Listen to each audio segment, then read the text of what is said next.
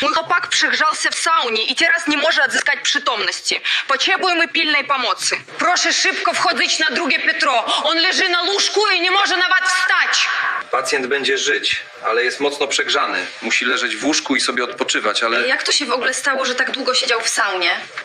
Oni z moim ojcem założyli się, kto dłużej wytrzyma w saunie.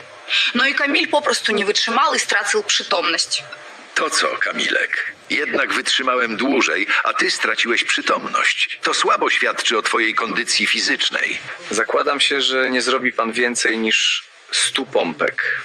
67, 68. No proszę, zostało już tak mało.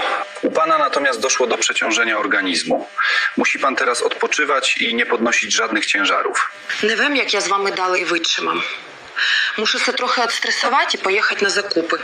Elegancka bluzka za jedynie 3000 złotych. No ale tata płaci, więc mam teraz życie jak sen. Cześć, Оксана. Szedłem przez galerię i przypadkowo zobaczyłem ciebie robiąc zakupy.